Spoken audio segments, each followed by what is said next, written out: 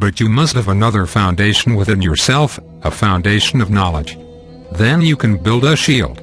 Then you can prevent penetration. Then you can disassociate yourself from the part of your mind that is being stimulated. Even if someone were to paralyze you physically so that you could not move, you could still see and know them and discern them. Even if there were an attempt to erase your memory, as often occurs to people taken against their will by forces who are intervening in the world, you could recall your memory through knowledge. It is only the surface of your mind that can be controlled here. But if you live at the surface, and if you identify yourself with your ideas at the surface of your mind, then you will feel that you yourself are being controlled and manipulated. And you will be controlled and manipulated by the influences of friends and family, by commercial forces, and by the bombardment of the images you experience as soon as you leave your home. It is a very important thing, then, to understand the skill that has been developed in the mental environment and to recognize that it is the power of knowledge that can offset it. You can create counter-movements in the mental environment, but it takes tremendous energy, and it is not expected that you have developed such skills.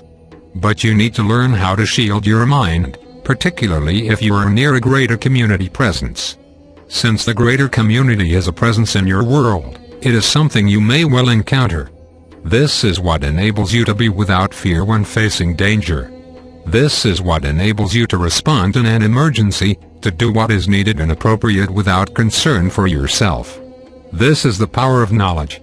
This is what enables you to mount tremendous effort under dire circumstances to save someone's life, to save your life, or to do something else that is required for the well-being of others.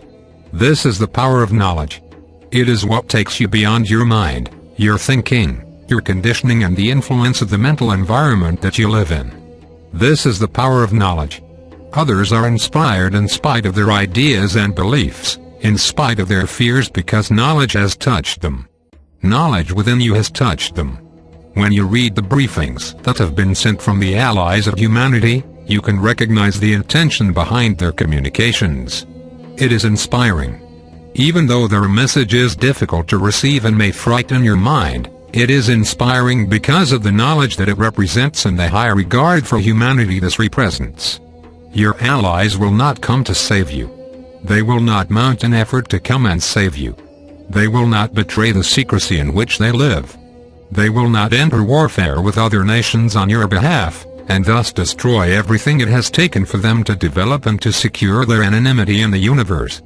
But their inspiration is important because it speaks to your experience.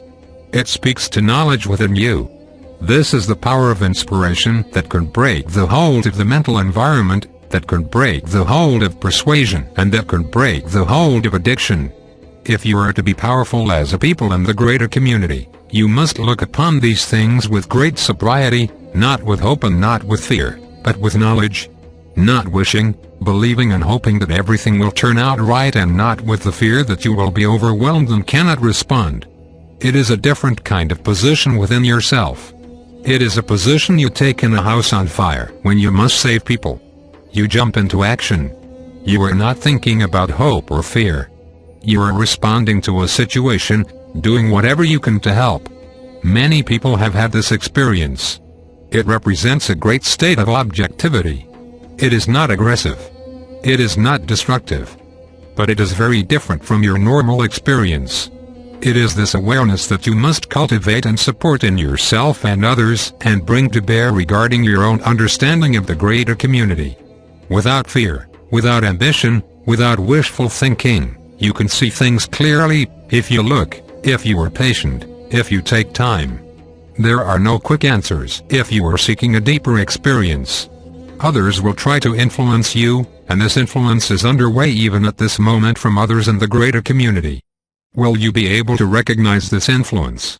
Will you be able to recognize, with objectivity, your own ambitions that will be preyed upon and your own fears that will be preyed upon? If you feel helpless and hopeless, that can be preyed upon. If you secretly desire power and advantage, that can be preyed upon. If you know your own mind, you will see where it is most vulnerable to persuasion and how it responds to this persuasion. You will have a choice then in how to respond, instead of being swept away and finding yourself in a bad state all of a sudden, not knowing how you got there. Despite the restraints and the difficulties of life in the greater community, it is a magnificent creation. What can be seen and experienced there is marvelous. It is nature on a grand scale. It is life expressing itself through an unbelievable panorama of forms and expressions. It is something that will move you deeply, for at a certain level, you are connected to this greater reality, this greater panorama of life. The wisdom that can be gained from the greater community is immense and immensely practical and relevant to everything you do and everything you will need to do in the future. The spirituality of the greater community is the way of knowledge in its purest, most essential form. This is a source of inspiration because this reminds you that you're greater than your mind or your body, that you have a greater purpose in life, and that the events of your life will give you an opportunity to experience and to express this purpose, which would never arise under more quiescent and normal circumstances. Your connection to life beyond this world, which is innate within you, is part of this purpose.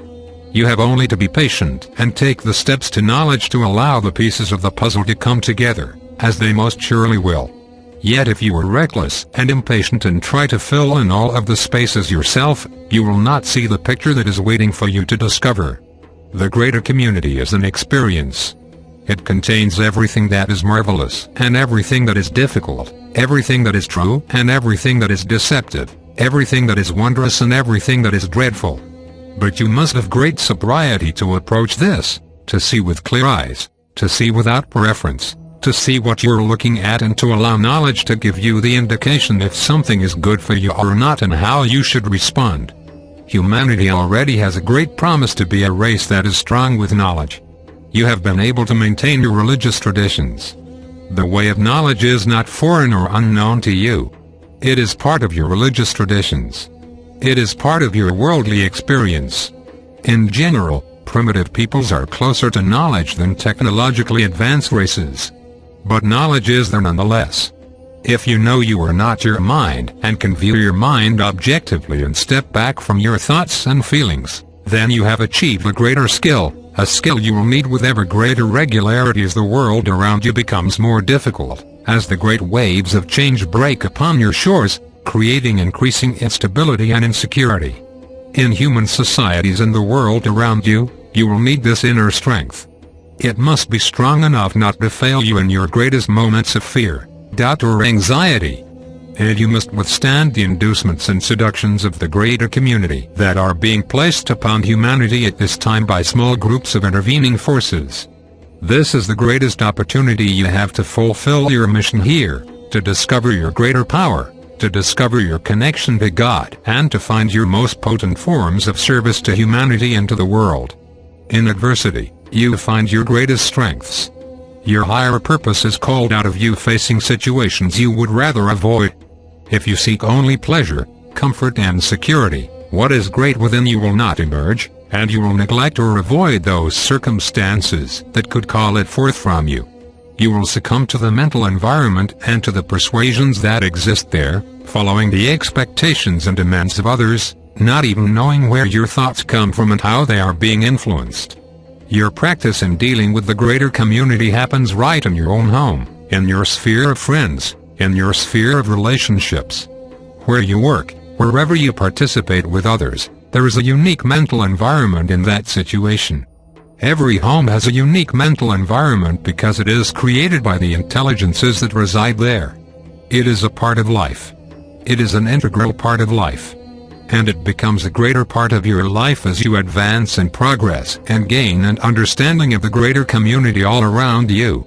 The presence of these unseen forces gathers where knowledge is being experienced and expressed. Those who have become close to knowledge, who have taken the steps to knowledge, they will feel this presence.